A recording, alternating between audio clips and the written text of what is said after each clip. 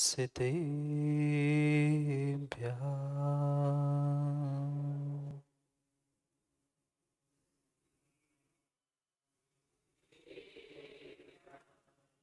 श्रीमद्परं गम्भीर स्याद्वाद्मोगलाञ्छनम्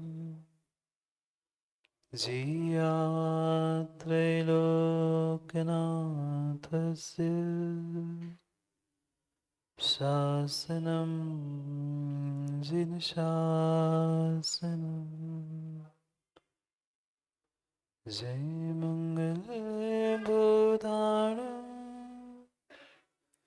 विमलाणं नारदंसनमयारम् त्रैलोक्यस्य हियाणम् नमोऽस्यसुरसिताणम् नमो हरिहन्ताणम् नमो सिद्धाणं नमो आयर्याणम् नमो वत्सायाणम् नमो लोई सवसाहुरम्। अनंत अनंत परम सिद्ध भगवान की 1008 श्री आदिनाथ भगवान की परम पूज्य आचार्य भगवान कुंद कुंद स्वामी की परम पूज्य आचार्य भगवान गुरुवर विशुद्ध सागर जी महाराज के सनातन जैन धर्म की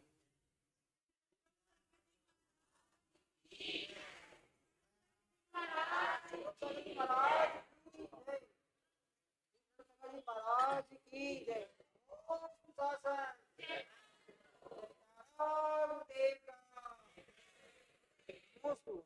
अंतिम तीर्थेश वर्धमान स्वामी के शासन में हम सभी विराजते और उनकी यह पावन पीयूष देशना हम सभी के लिए परम उपकारी। अनादिकाल से हमारी आत्मा में जो जन्म जरा और मृत्यु रूपी रोग लगे, उन रोगों का उपशमन करने वाली कोई परम औषधि है तो वह है एकमात्र यह जिनवाणी। भव्यात्मा, अनादिकाल बीत गया, जिस काल की कोई गणना नहीं थी, ऐसा वह अनंत अनंत वर्षों का और युगों का काल बीत गया। कई बार हम मनुष्य भी बने, धर्मात्मा भी बने, पर भीतर की छोटी छोटी कसायों के कारण हम वास्तविकता को नहीं समझ पाए। कहने के लिए, दूसरों को समझाने के लिए माँ हमारे पास ज्ञान की कमी नहीं है। कमी है नहीं। जब जब दूसरों को समझाने का समय आता है तब तब हमारे पास ज्ञान लबालब भरा होता है, पर वही ज्ञान जब अपने प्रयोग में लाना होता है तब मैं भूल जाता हूं कि मैं भी नितिन भाई ज्ञानी हूं। किस काम का वह ज्ञान, किस बात की वह जानकारी जो मेरे स्वयं के काम में नहीं आए। आज तक मैं इन बातों को ही भीतर से निर्णय नहीं कर पाया। जो मैं जान रहा हूं उसमें से हम किसी एक बात को भी मान नहीं पा रहे।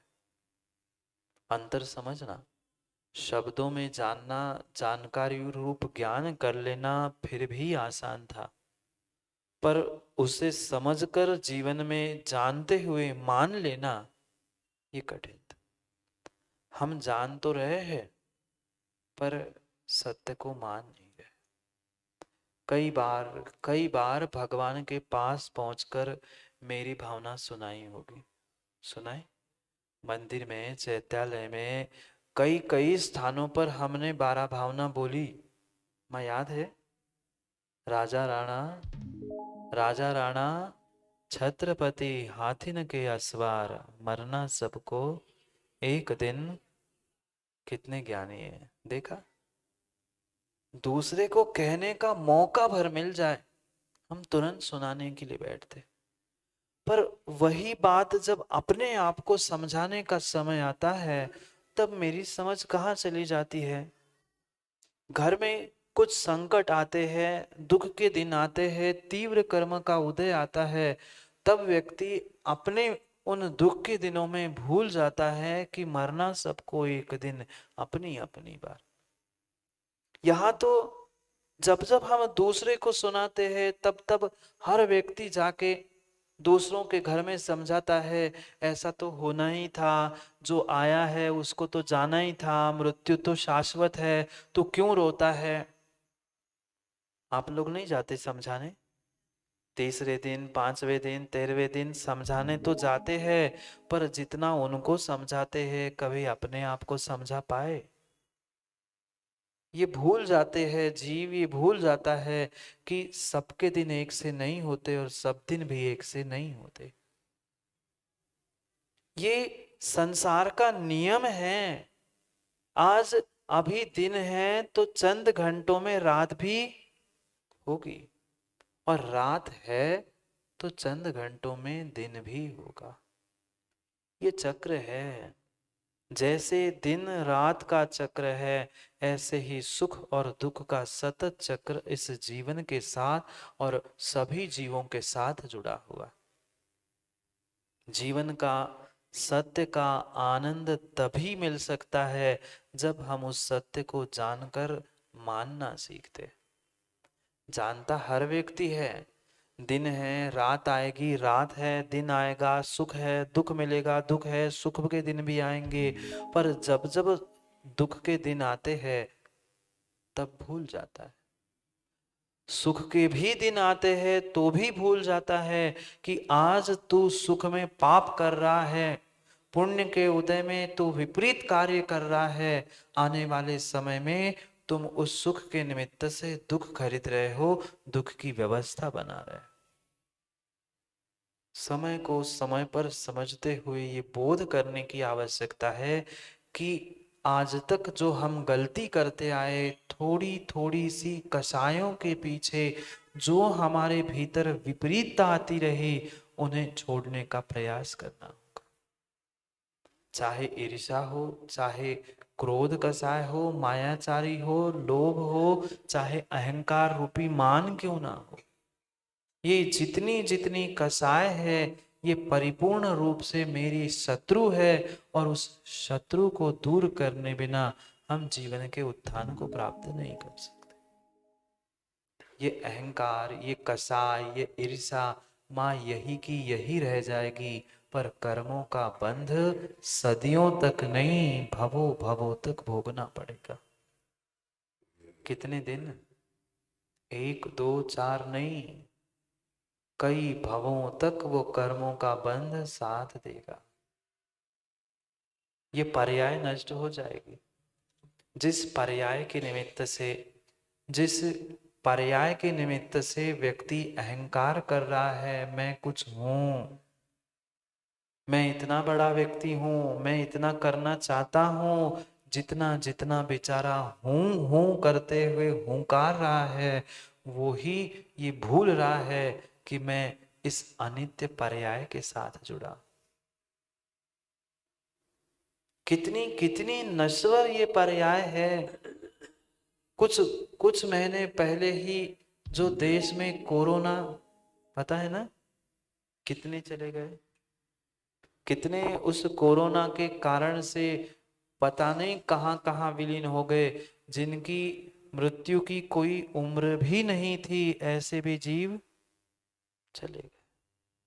पता चला दिखाने के लिए गए, और दिखाते दिखाते लौट के वापस आ ही नहीं पाए। कितना कितना ये नश्वर संसार है, कितनी ये अनित्य दुनिया की प्रत्येक घटना और प्रत्येक स्थान है। जो आज तक हम जान चुके हैं, उसे भीतर से क्यों नहीं मानते? जो आया है उसे मरना है। जितनी अच्छी भाषा में, जितने अच्छे शब्दों में हम दूसरों को समझाते हैं, क्या उतने अच्छी भाषा और शब्दों में हम अपने आप को समझा पाए? नहीं समझा पाए। और यही कारण है जिस कारण से हम आज तक संसार में दुखी होते रहे। एक एक कोई ऐसी संसार की वस्तु नहीं है जो हमारे लिए इस जीवन भर नहीं, कई भवों तक साथ देगा कोई नहीं। जो घर, जो मकान, जो बिल्डिंग, जो धन संपत्ति हमने हेमंत भाई सब जोड़ के रखी है, कितना किलो सोना साथ ले जाओगे? अरे सोने की दुकान है, थोड़ा तो ले जाओगे ना। थोड़े बहुत मणि ले जाओगे, मणि रत्न? नहीं। कुछ भी साथ ना लाए थे, ना कुछ साथ ले जा पाएंगे। ये इस संसार का अकाट्य अकाट्य अकाट्य सत्य है कि जहां जन्म है वहां नियम से मरण भी है। क्यों रोते हैं, क्यों बिलखते हैं? ये क्यों भूल जाते हैं? आज पुण्य के उदय में अहंकार के वशीभूत होते हुए, अहंकार के कारण मैं अपने स्वयं का कितना सारा काम बिगाड़ रहा। थोड़ी सी कसाय जब गुस्सा आती है तब हम विवेक खो बैठे हैं और बाद में समझ में आता है मैंने कितनी बड़ी गलती की। पर पहले ही समझ में आ जाता तो फिर पछताना क्यों पड़ता? प्रति क्षण प्रति समय अगर हमें ये बोध हो जाए कि मैं अपनी कसायों के निमित्त से, क्रोध, अहंकार, ईर्ष्या, इसके निमित्त से स्वयं का नुकसान, स्वयं का घाटा कर रहा हूं, तो शायद हमें संसार में बार बार दुख उठाना नहीं पड़ेगा। ये संसार का जितना जितना चक्र चल रहा है, जन्म मरण जन्म मरण जन्म मरण, ये मात्र और मात्र हमारे चंद कषायों के निमित्त चल रहा है। कितनी विचित्र दशा है उस मान कषाय की, अहंकार की। इतना इतना इतना मीठा लगता है हमें वह अहंकार करना, मान करना। हम उसमें भी मायाचारी कर लेते हैं मान सम्मान प्राप्त करने के पीछे, कि लोग मेरी प्रशंसा करे, ये बहुत धर्मात्मा है, बहुत पूजा करता है, बहुत गुरु की सेवा करता है। इस अभिप्राय से अगर हमने कोई कार्य किया है, मान की पुष्टि के लिए मायाचारी की है, धर्म भी किया है, तो भी वह हमारे लिए संसार में दुख देने का कारण है। धर्म किया पर मायाचारी के साथ धर्म किया, लोग मुझे बहुत अच्छा समझे, इस भावना से अगर हमने किया है तो पुण्य से अधिक हमने पाप किया है। इन सबसे बचने के लिए हमें इन एक एक भावनाओं का चिंतन करने की आवश्यकता है, क्योंकि जब तक ये 12 भावनाओं का चिंतन जीव प्रतिदिन प्रति समय नहीं करेगा, तब तक कभी भी उसे वैराग्य हो नहीं सकता। ये वैराग्य कोई बाजार से, दुकान से मिलने वाली सामग्री नहीं है, उसे हमें अपने भीतर से प्राप्त करना होगा। ये संसार, ये विषय, ये भोग भोगते भोगते भोगते कई भव बीत गए। इतना इतना इतना हमने उन भोगों को भोग डाला है कि हमें ये भी बोध नहीं है कि हम किसको भोग रहे हैं, क्या खा रहे हैं और क्या कर रहे हैं, क्या साथ जाएगा। कोई भोजन, धन संपत्ति, मकान, अरविंद जी क्या साथ ले जाओगे? कुछ साथ नहीं ले जाएंगे। इस धरा का इसी धरा पर छोड़ जाएंगे। जितना जितना परिश्रम करते हुए सुबह से शाम, शाम से रात, रात से दिन जितनी माँ मेहनत की है, वो पूरी मेहनत सब कुछ जोड़ा हुआ यही रख जाओगे। मृत्यु के बाद उस लकड़ी की चिता पर क्या क्या रखा जाता है? बोलो ना। विमल भाई कितनों को पहुंचा के आ गए हैं? नहीं, आप अकेले नहीं, सभी पहुंचा के आए हैं। कितनों कितनों को हम शमशान तक पहुंचा के आ गए। सबने देखा चिता पर रखते हुए, लकड़ी पर रखते हुए, जो कपड़े भी रखे वो भी नहीं उतरे तो फाड़ देते, ऐसे नहीं जलाते। अगर उतर नहीं पा रहे हैं तो वैसे साबुत कपड़ों से कोई नहीं जलाता, कपड़े फाड़ के निकालने का प्रयास किया जाता है। एक एक वह जो वस्त्र भी पहना था वह वस्त्र भी साथ नहीं जाता है। पूरी पूरी जीवन भर की भरत जी यात्रा मात्र एक कफन के टुकड़े के पीछे की है। जन्म हुआ सो नंगा, जाओगे सो नंगा। मात्र एक कफन के टुकड़े के लिए मर रहा है बेचारा। अपने पैसों से कफन खरीद के जाओगे ना आप सभी लोग, अपने कफन के लिए पैसे जोड़कर अलमारी में कफन रख के जाना, मैं मरूंगा तो यही ओढ़ देना, मखमल का मलमल का। बढ़ेगा कोई?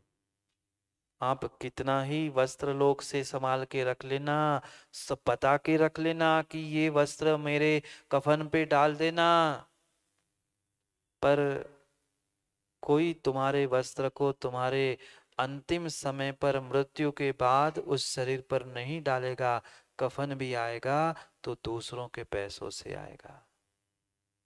बन जाओ करोड़पति, बन जाओ अरबपति, बन जाओ बहुत पैसे वाले, पर चाहे गरीब हो चाहे अमीर हो, जलेगा तो लकड़ी पर, और वो भी कफन उड़ाया जाएगा तो वो भी दूसरा कफन उड़ाएगा।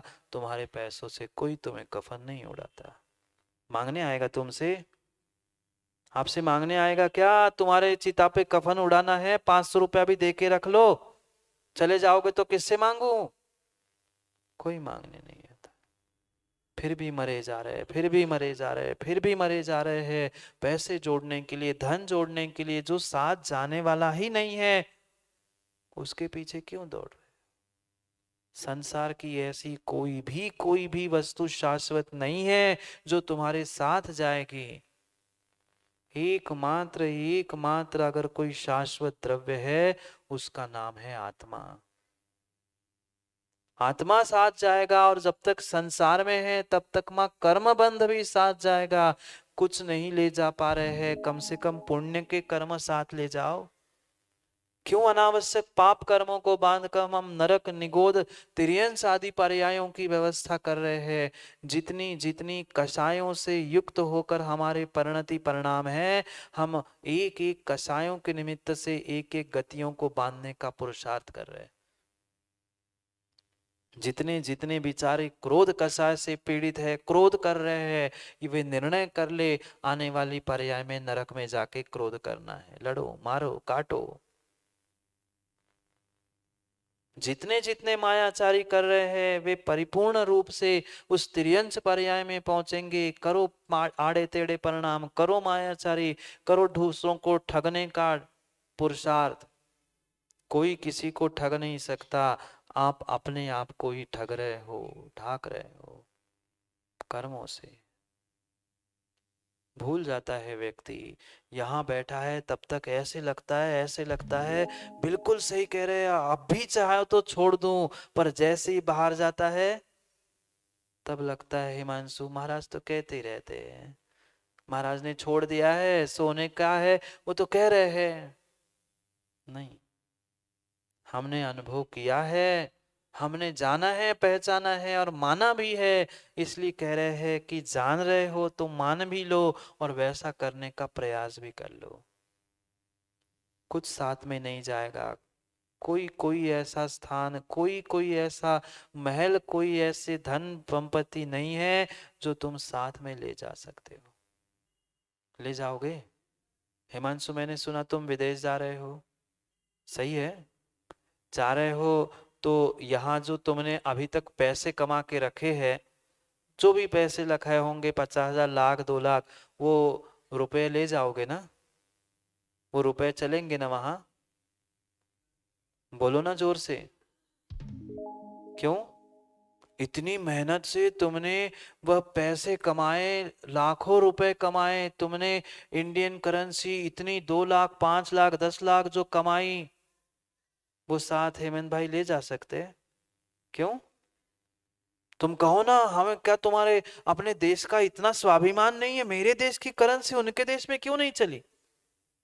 वहां चलानी चाहिए थी ना। चलती है।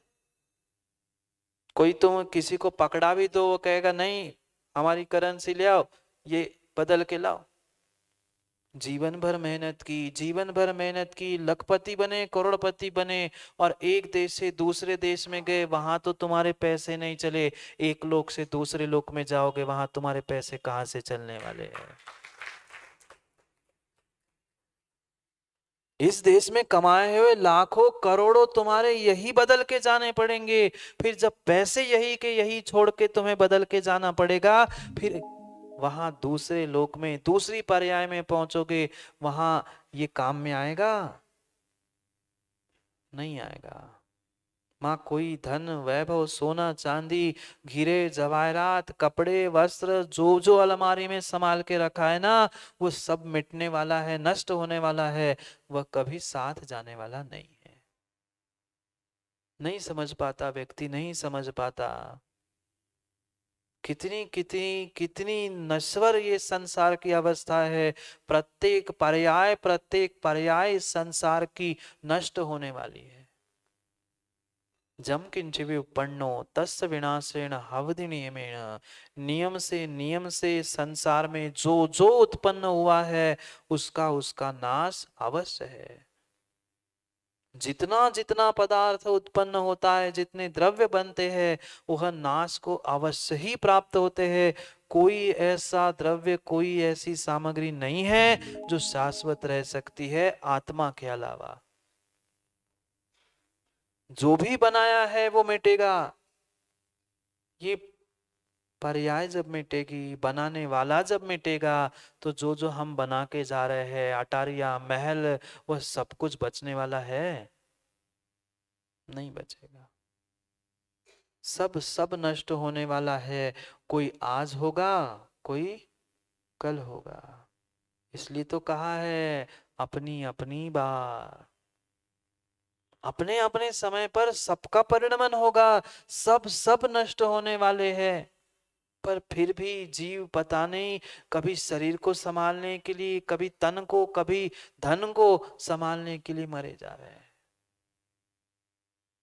कुछ भी संभाल नहीं पाए। संभाल सकते हैं? नहीं संभाल।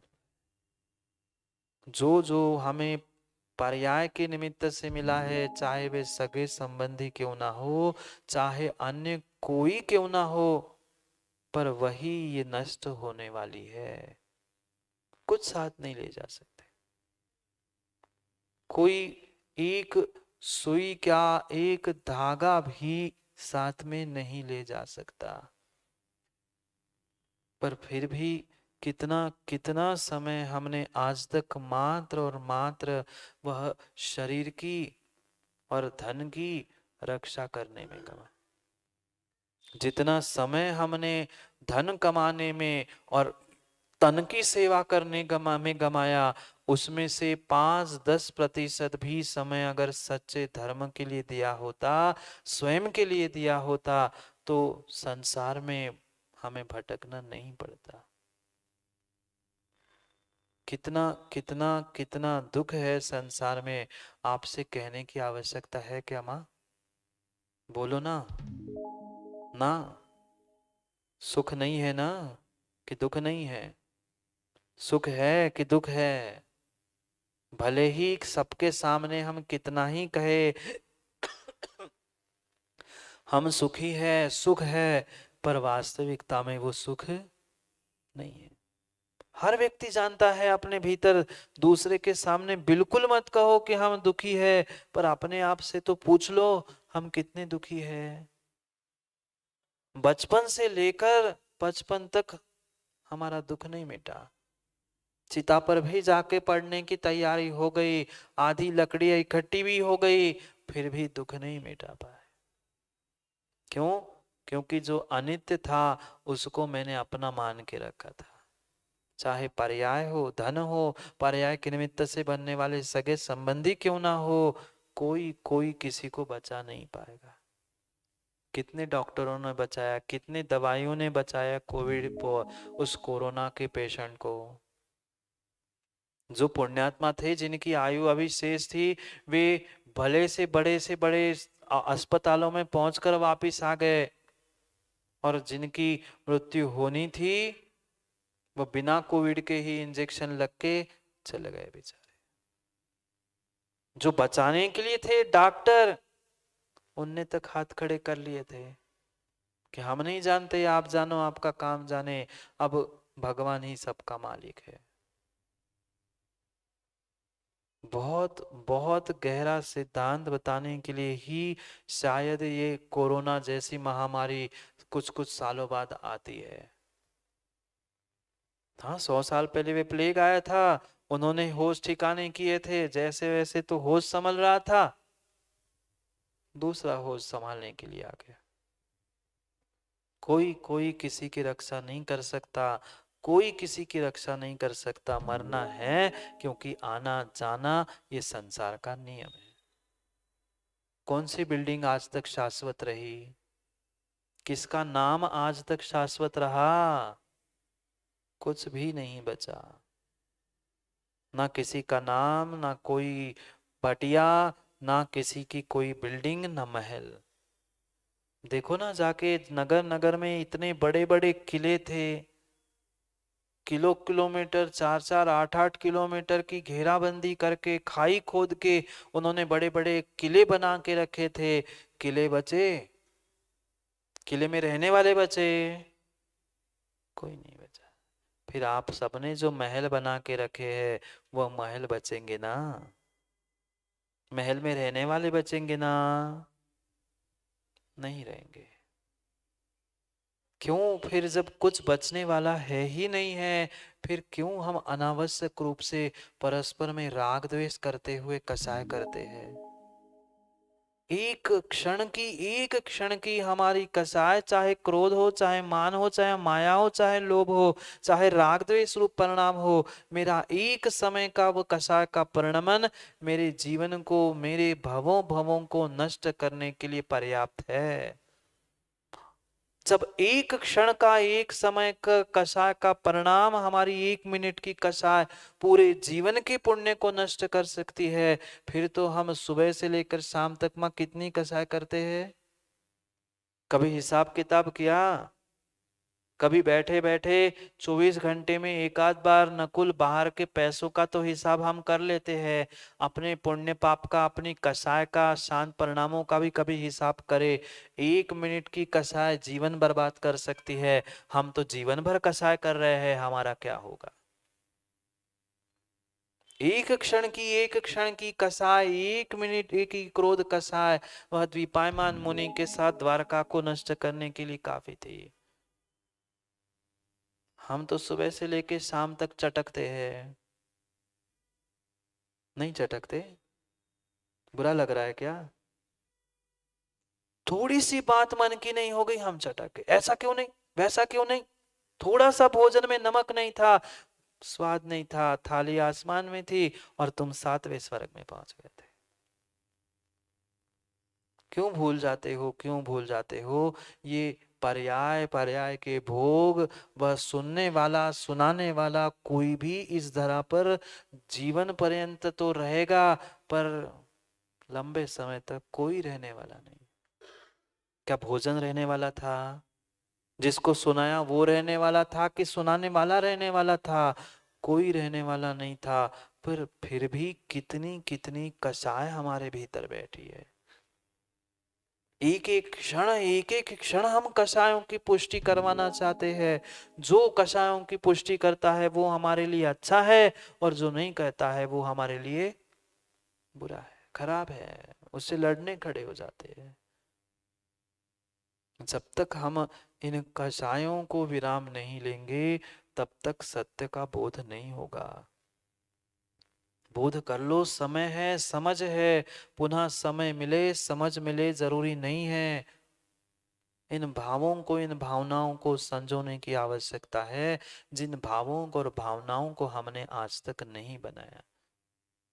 पढ़ा तो खूब है, सुना भी खूब है, पर पढ़ने सुनने लिखने मात्र से काम नहीं होगा, उसे जीवन में उतारना भी होगा। राजा नहीं बचे, छत्रपति नहीं बचे, तीन लोक के स्वामी जिन्हें कहते हैं, ऐसे देवाधिदेव अरिहंत की भी मृत्यु हुई। भले ही पंडित पंडित मरण हो, पर मरण तो उनका भी हुआ, फिर हमारा कौन टाल सका?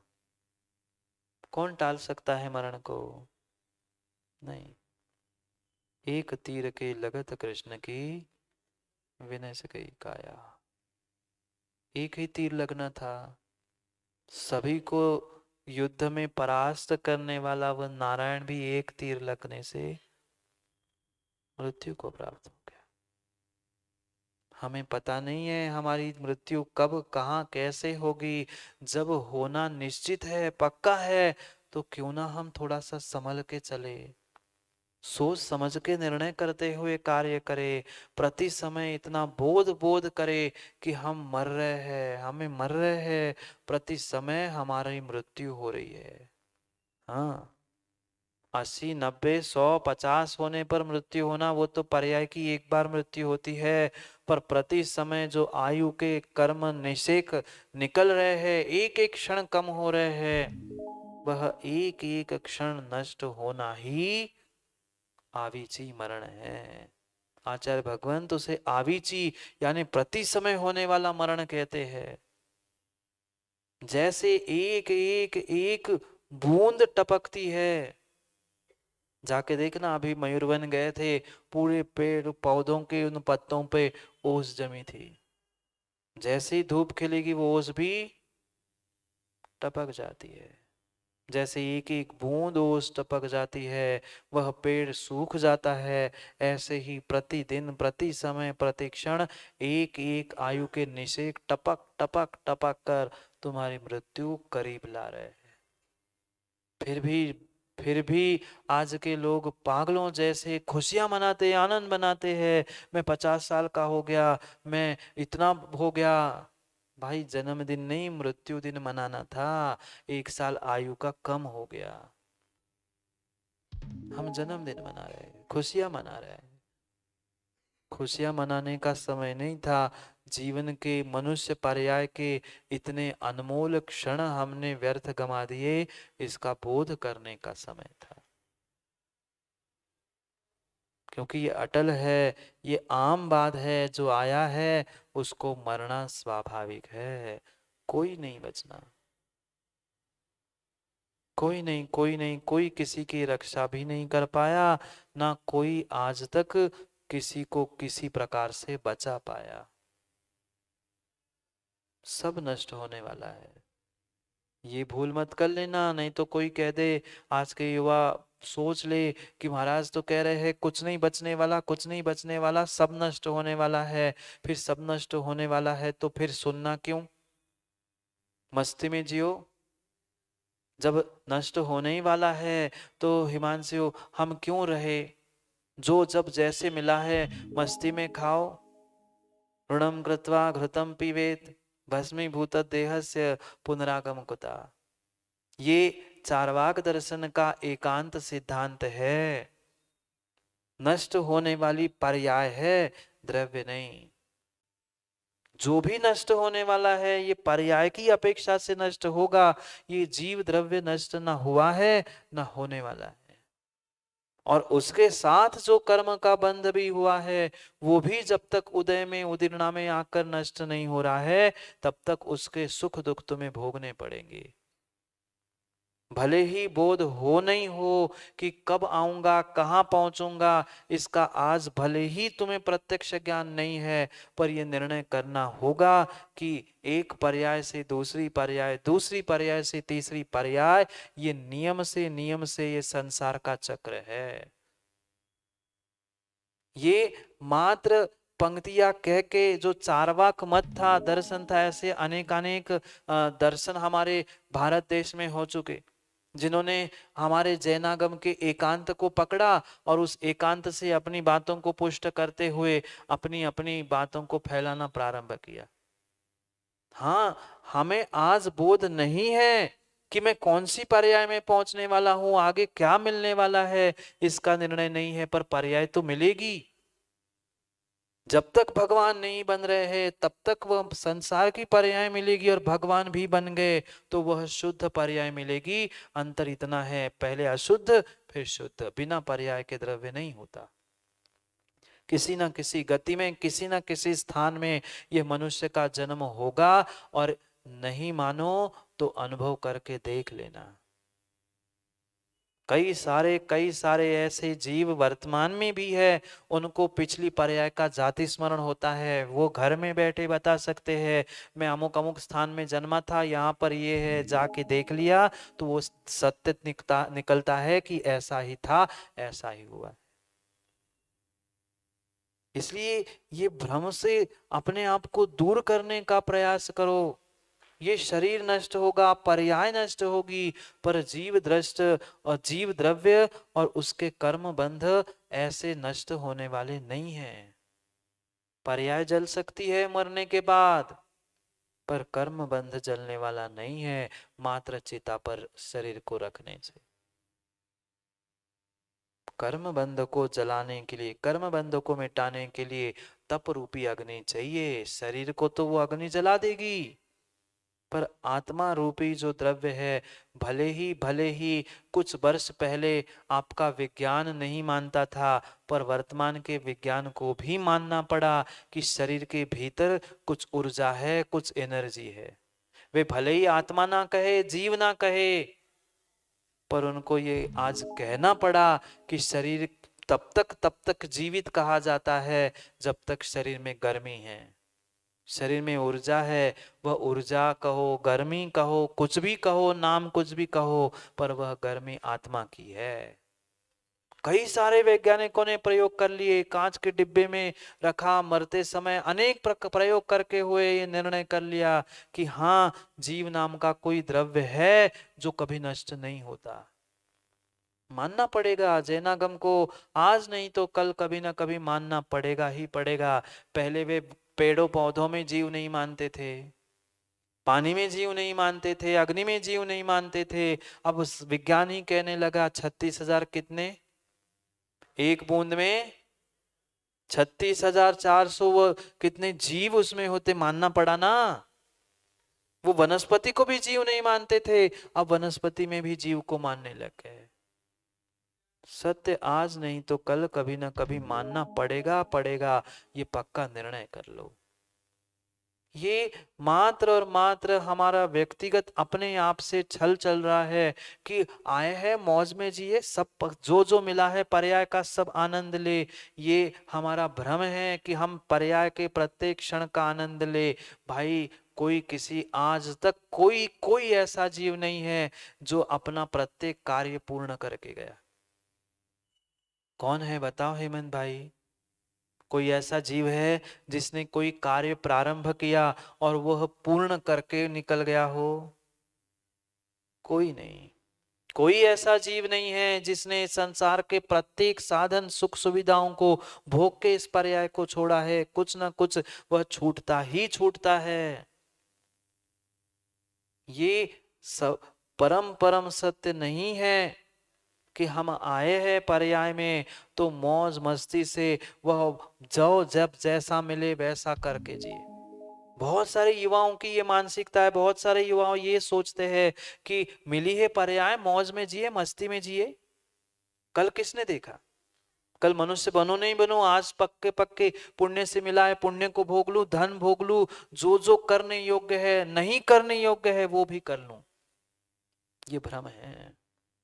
हम इस भ्रम के पीछे पता नहीं आज के युवा कितने सारे पाप कर रहे हैं और कितने सारे कर्मों का बंध कर रहे हैं। सोचे, विचार करे और निर्णय करे। ये सब सब भोग हमने कई बार भोग चुके हैं। समझना होगा, पढ़ना होगा, सुनना होगा।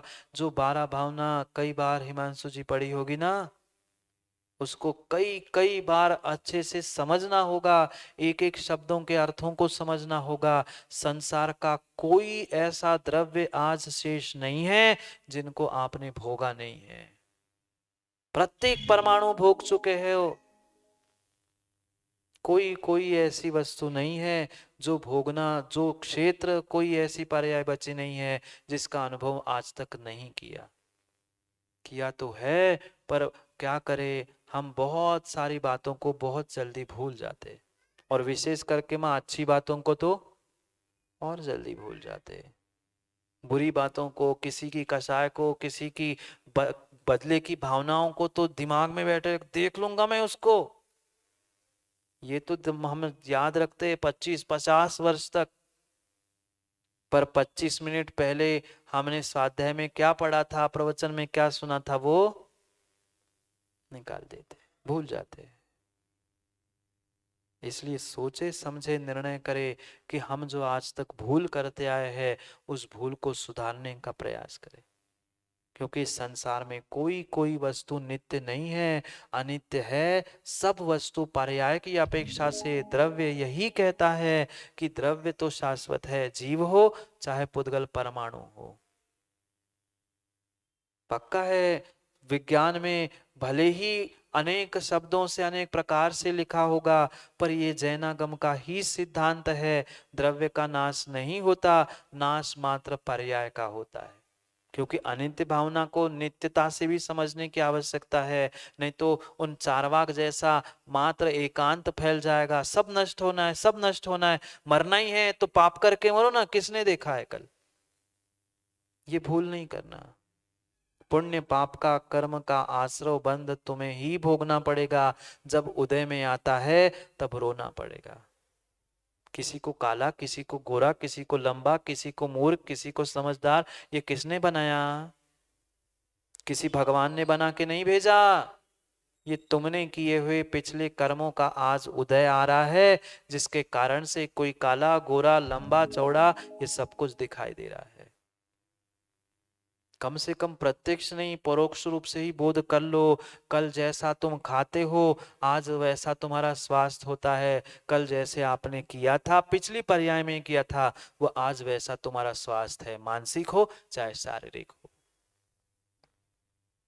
इसलिए ये निर्णय करके आज उठना है कि वह जितनी जितनी पर्याय दृष्टि से वस्तुएं प्राप्त हो रही है वे सब नष्ट होने वाली है। अगर शाश्वत कुछ है तो ये आत्मा है। हमें यही तक पहुंचना है। ये भ्रम को निकालने की, मिटाने की आवश्यकता है कि जो हम इस पर्याय को प्राप्त हो चुके हैं उसमें ही आनंद लूटे। नहीं, पुण्य पाप कर्म उदय बंध, ये बहुत कुछ होता है, इन सबको समझने की आवश्यकता है। एकांत से किसी विषय का निर्णय सम्यक प्रकार से नहीं हो सकता। इसलिए जो हम आज तक व्यर्थ पुरुषार्थ करते रहे, मात्र धन पैसा संपत्ति और व्यर्थ की सामग्री जोड़ने में, वे तो साथ जाने वाले नहीं है। पर कुछ पर्यायों तक कर्म बंध जाएगा, वो भी शाश्वत नहीं है, पर कुछ अंशों में तो जाएगा। इसलिए ये निर्णय करो, ये निर्णय करो कि संसार की जब प्रत्येक वस्तु और प्रत्येक वस्तु में मेरी ये मनुष्य पर्याय भी मिटने वाली है, मैं क्यों व्यर्थ में अहंकार करूं, मैं क्यों व्यर्थ में क्रोध कषाय करूं, मां क्यों व्यर्थ में मायाचारी करूं। वे प्रत्येक कषाय का फल आज नहीं तो कल हमें भोगना मिलेगा, और जरूरी नहीं है कि अगली पर्याय में भोगना मिले। अगर तीव्रता से की है तो वर्तमान में भी भोगने को मिलेगी, नियम से मिलेगी। इसलिए सोच समझ के निर्णय करना है। समय हो गया है घड़ी का, भरत जी समय हो गया है घड़ी का, निज घड़ी का। वो तो समय घड़ी का तो रोज होता ही रहा है, पर अपने स्वयं का भी बोध करो कि मेरा भी समय हो चुका है जाने का। कब आया था, कब जाने वाला हूँ, आने की तो तारीख हमें पता है, याद है, पर जाने की नहीं है पता।